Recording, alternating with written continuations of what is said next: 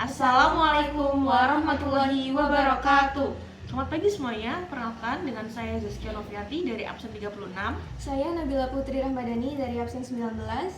Jadi pagi ini kami akan mengulik lebih dalam kisah inspiratif dari seorang wirausaha yang mungkin bisa menjadi inspirasi bagi kita semuanya. Baik, di sini kami sudah bersama narasumber kami, yaitu Bapak Abdul Said. Selamat pagi Bapak. Selamat pagi. Bagaimana kabarnya hari ini? Alhamdulillah baik, sehat. Nah, jadi pagi ini kami akan bertanya sedikit tentang perjalanan hidup Bapak. Ya. Maksudnya dimulai dulu. Di mana tempat Bapak lahir? Saya lahir di desa, tepatnya di Sangreso, Lebak Tawangmangu. Itu daerah Karanganyar, Jawa Tengah. Oke Pak, untuk pertanyaan yang kedua, bisa diceritakan sedikit tentang keluarga Bapak saat Bapak membesar? Kami dari keluarga desa, tepatnya bapak ibu kami petani. Terus kami 4 bersaudara, saya nomor 2. Bagaimana sih suasana rumah dan lingkungan tempat Bapak dibesarkan? Ya, lingkungan kami di desa itu banyak sawah, banyak area pertanian, dan dekat daerah-daerah sungai. Baik, pertanyaan selanjutnya, apa sih kenangan masa kecil yang paling berkesan bagi Bapak? Masa kecil banyak, kalau untuk bermain di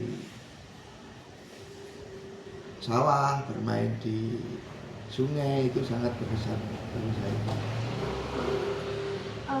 Siapa orang yang paling berpengaruh dalam hidup Bapak dan mengapa? Orang yang berpengaruh di dalam hidup saya adalah kedua orang tua saya. Mereka sampai umur tua masih semangat bekerjanya luar biasa. Itu yang menjadi inspiratif saya. Lalu apa sih Pak cita-citanya dulu saat kecil dan apakah itu berubah seiring berjalannya waktu? Cita-cita saya dari kecil memang ingin menjadi mekanik montir, jadi tidak berubah sampai sekarang. Oke, bila bisa diceritakan perjalanan pendidikan Anda setelah sekolah menengah?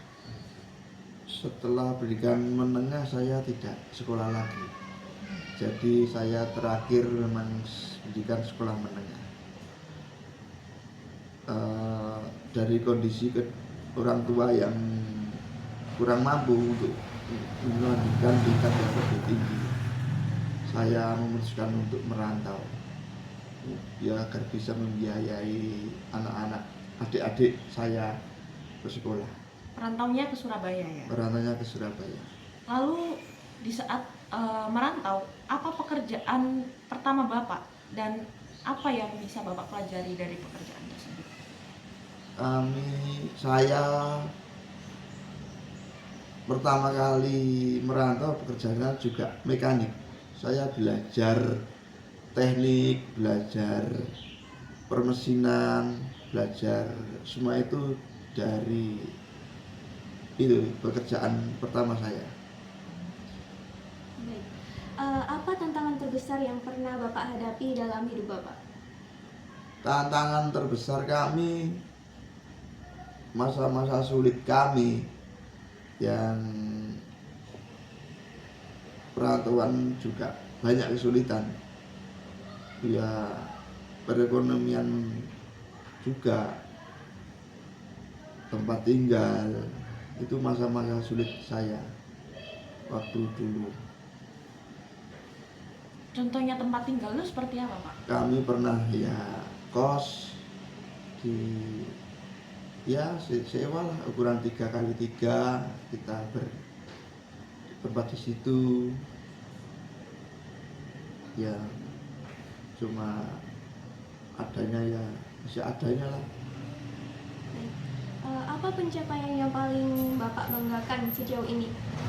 Ya tentunya kalau sudah punya usaha sendiri, rumah sendiri, tempat untuk berkarya sendiri, sudah sangat membanggakan.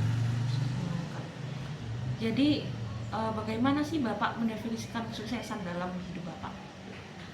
Kesuksesan bagi kami yang penting saya itu cukup ada, semua itu cukup, bisa ya mau beli apa ya cukup, apa semua cukup aja. Lalu nilai atau prinsip hidup apa yang paling Bapak pegang sampai detik ini? Prinsip kami juga bertanggung jawab dan baik sama seseorang, semua orang. Bertanggung jawab dengan pekerjaan dan bertanggung jawab dengan keluarga. Baik. Apakah ada pengalaman hidup yang mengubah cara pandang Bapak? Pengalaman hidup yang cara pandang banyak ya. Dengan berjalannya waktu pasti semua orang mengalaminya juga. Di saat kesulitan perekonomian, di saat kesulitan tempat tinggal, di saat dikasih sakit, dikasih cobaan, itu bisa cara pandang kita bisa menuju lebih baik. Baik, selanjutnya, apa harapan atau impian yang masih ingin Bapak capai di masa depan? Saya kepingin anak-anak saya bersekolah aja yang lebih tinggi. Nah, harapan saya bisa sesuai dengan cita-citanya. Jadi tidak pendidikan yang lebih tinggi daripada saya, itu aja. Jika Anda bisa memberikan nasihat kepada diri Bapak yang lebih muda, apa yang bisa Bapak sampaikan? Waktu muda berkaryalah dan jaga kesehatan, itu sudah cukup. Jangan lupa berdoa. Lalu bagaimana Bapak ingin dikenang oleh orang-orang ketika suatu saat nanti Bapak Berbuat baiklah sesama seseorang, semua seseorang. Baik, terima kasih Bapak atas waktu yang diluangkan untuk menjawab beberapa pertanyaan dari kami. Semoga perjalanan hidup dari Bapak Abdul Said Kito Parjono ini menjadi inspirasi bagi kita semuanya. Baik teman-teman, seperti yang tadi dikatakan oleh Bapak Abdul Said, jangan lupa di usia yang muda ini kita harus tetap semangat, menjaga kesehatan, dan terus berdoa. Cukup sekian wawancara untuk pagi hari ini. Kami akhiri. Wassalamualaikum warahmatullahi wabarakatuh.